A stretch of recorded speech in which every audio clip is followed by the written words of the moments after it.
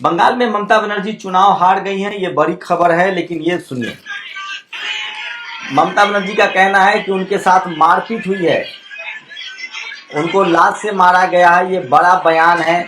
दरअसल Bhawanipur counting centre पर वो गई थी, 5 घंटे रही। ममता बनर्जी ने कहा है कि उनके साथ मारपीट हुई है। ये बड़ी खबर बता रहा हूं। वहीं कई ऐसी तस्वीरें सामने आ रही है जिसमें बीजेपी के कार्यकर्ता जो हैं, मुझे पीटा, लात मारी, सीसीटीवी बंद कर दिया। ये ममता बनर्जी का बड़ा आरोप है जो उन्होंने पैरामिलिट्री फोर्सेस पर लगाए हैं, बीजेपी के कार्यकर्ताओं पर लगाए हैं। वही तमाम तस्वीरें जो है वो सामने आ रही है। तस्वीरें देखिए, थोड़ा सा आपको हिंसक हो सकता है। तमाम जगहों पर देखा गया कि जो टीएमसी के कार्यकर्ता हैं उनको मारा जा रहा है और बीजेपी पर इस तरह के आरोप लगते रहे। सुनिए, ये सरकार चुनाव आयोग को पूरी तरीके से अपने नियंत्रण में लेना चाहती है, यानी कि चुनाव आयोग पे पूर्ण कब्जा चाहती है।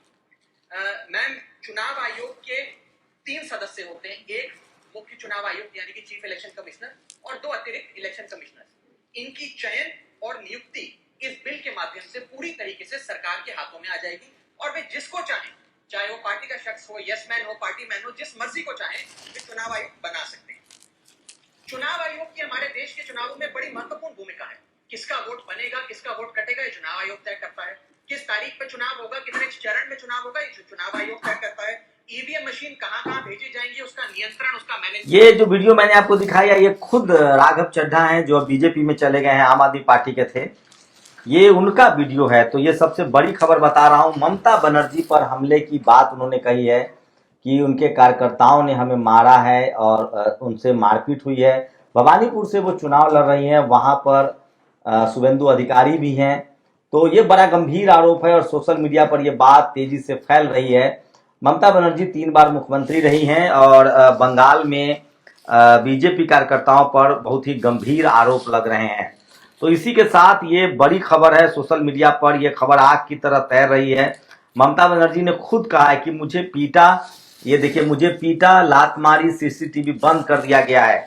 तो ये तमाम तस्वीरें जो है सोशल मीडिया पर वायरल है। वहीं बीजेपी के कार्यकर्ताओं, कुछ बिहार की तस्वीरें हैं जहां कार्यकर्ताओं को मारा जा रहा है। हम लोग की मजबूरी है कि ये तमाम तस्वीरें आपको नहीं दिखा सकते हैं सीधे सीधे, क्योंकि ये कम्युनिटी गाइडलाइंस के भी खिलाफ है। तो बंगाल से इस तरह की खबरें आ रही है और BJP capture TMC party office at Baranagar. तो तमाम तरह की खबरें हैं। बंगाल में फिर से बीजेपी कार्यकर्ताओं पर आरोप लग रहे हैं कि वो मारपीट कर रहे हैं। ये बड़ी खबर बता रहा हूं आपको। ममता बनर्जी ने खुद कहा है कि उनके साथ मारपीट हुई है, उनसे लात मारा गया है।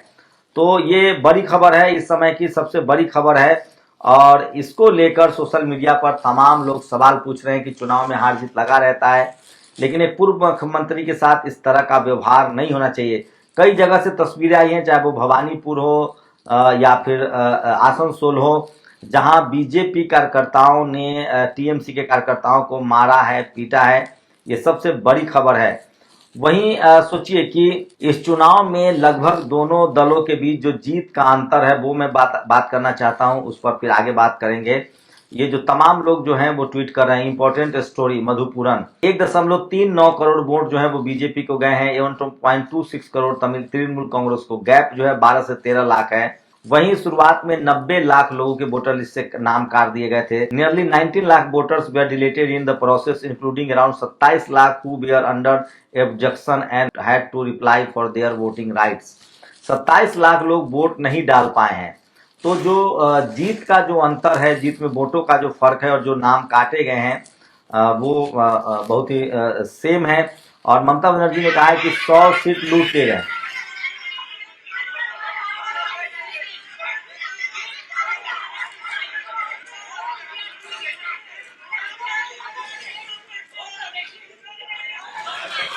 तो ममता बनर्जी ने कहा है कि 100 सीट जो है वो बीजेपी ने चुनाव आयोग की मदद से लूट लिया है। ये उनका बड़ा आरोप है और चुनाव हारने के बाद। तो ये बड़ी खबर है और ममता बनर्जी ने गंभीर आरोप लगाया है कि भवानीपुर में जो वो काउंटिंग सेंटर पे गई तो उनके साथ मारपीट हुई है। ये बड़ी खबर है और इस तरह के कयास लगाए जा रहे हैं कि जो चुनाव आयोग ने, सुप्रीम कोर्ट ने भी कहा था कि अगर जीत के वोट का अंतर काटे गए वोटर लिस्ट से ज्यादा रहा तो हम सवाल पूछेंगे।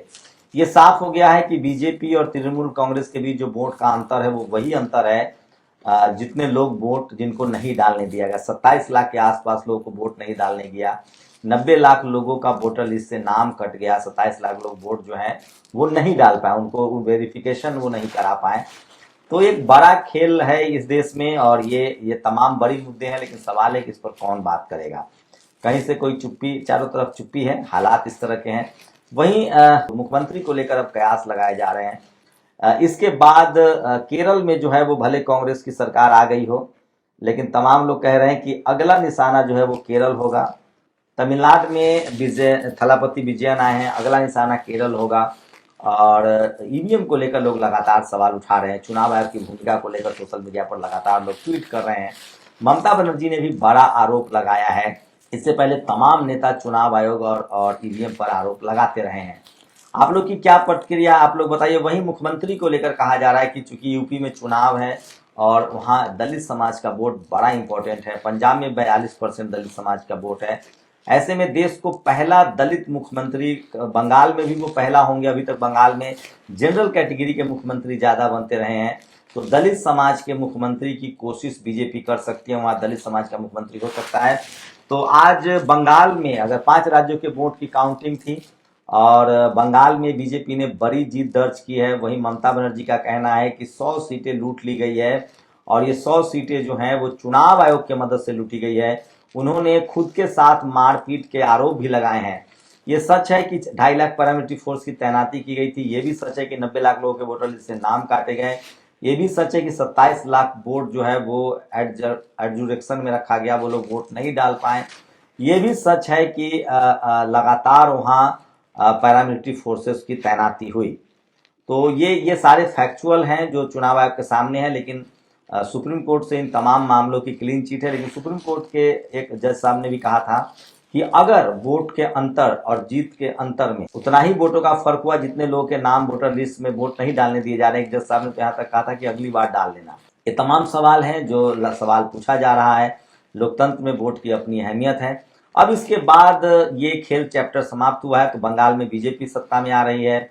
लेकिन भारत में डेमोक्रेसी है, लोकतंत्र है, सत्ता का हस्तांतरण जो है वो आराम से होता है। लेकिन जिस तरह से बंगाल में टीएमसी कार्यकर्ताओं पर हमला हो रहा है वो ठीक नहीं लग रहा है। अब इसके बाद लोग कह रहे हैं कि यूपी की बारी है और पंजाब की बारी है और इसके लिए बीजेपी के लिए जरूरी है। यूपी में दलित समाज का बड़ा दबदबा है, पंजाब में 42% के करीब दलित समाज का वोट है। ऐसे में बंगाल में कोई दलित समाज का मुख्यमंत्री हो सकता है। अब तक वहाँ कांग्रेस जनरल मुख्यमंत्री बनाती रही है, लेफ्ट पार्टियां जो है वो जनरल मुख्यमंत्री बनाती रही है। ऐसे में ममता बनर्जी खुद जनरल कैटेगरी से आती हैं, ब्राह्मण समाज से आती हैं, तो बीजेपी कोई दलित मुख्यमंत्री बना सकते हैं ताकि उनको यूपी में इसका बड़ा फायदा मिले, पंजाब में इसका बड़ा फायदा मिले। और बीजेपी परसेप्शन के राजनीति में मास्टर है। उन्होंने राष्ट्रपति ट्राइबल समाज से बनाया है, राष्ट्रपति उन्होंने दलित समाज से बनाया है।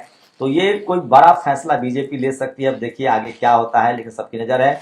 वहीं कांग्रेस केरल में दलित मुख्यमंत्री बना सकती है, वहां भी परसेप्शन बदल सकता है। वहां दलित समाज की संख्या भले 10% के आसपास है, 12%, लेकिन एक मैसेज तो दिया ही जा सकता है। तो राजनीति में परसेप्शन एक बड़ा मुद्दा होता है। लेकिन बंगाल में जाते जाते ममता बनर्जी ने गंभीर आरोप लगाए हैं। उन्होंने कहा है कि उनके साथ अंदर मारपीट हुई है, उनको लात मारा गया है, उनको पीटा गया है, सीसीटीवी बंद कर दिए गए हैं भवानीपुर में और चुनाव आयोग ने 100 सीटें हमसे छीन ली है और चुनाव आयोग के साथ मिलकर बीजेपी ने 100 सीटों पर कब्जा कर लिया है। ये ममता बनर्जी का आरोप है। तमाम लोग मैथमेटिक्स लगा रहे हैं, कल ही फाइनल नतीजे आ पाएंगे। उन लोगों का कहना है कि जो जीत का अंतर है लगभग 17 दोनों दलों में 17-18 लाख वोट का अंतर है, जिससे बहुत बड़ा फर्क पड़ जाता है सीटों पर। और लगभग 27 लाख लोगों को वोट नहीं डालने दिया गया कागजी प्रक्रिया की वजह से। तो ये तमाम खबरें हैं जो सोशल मीडिया पर वायरल है। आज का पूरा दिन इसी गहमा गहमी में बीता। 5 राज्यों के नतीजे आ गए हैं। केरल में थलापति विजय चुनाव जीते हैं, स्टालिन हार गए हैं। केरल में कांग्रेस की वापसी हुई है, लेफ्ट पार्टी अब देश में सत्ता से बाहर हो गई है हर जगह। वही बंगाल में बीजेपी ने चुनाव जीत लिया है, पुडुचेरी में बीजेपी की सरकार बनेगी, असम में भी बीजेपी की सरकार बन रही है। असम में 19 जो कांग्रेस के कैंडिडेट जीते हैं उसमें 18 मुस्लिम समाज के उम्मीदवार जीत कर आए हैं। तो ये आज की बड़ी खबरें थी। आप लोग हमारे साथ जुड़े रहें, बहुत बहुत शुक्रिया। हमारी कोशिश होती है कि सही सटीक आपको विश्लेषण करके बताया जाए। शुक्रिया। नेशनल दस्तक की आपसे गुजारिश है कि अगर इसको बचाना चाहते हैं तो नेशनल दस्तक को सब्सक्राइब करने के लिए रेड कलर के सब्सक्राइब बटन को दबाएं, फिर बेल आइकन की घंटी दबाएं। नेशनल दस्तक को बचाने के लिए बहुत जरूरी है कि हर खबर को शेयर करें, लाइक करें, कमेंट जरूर करें।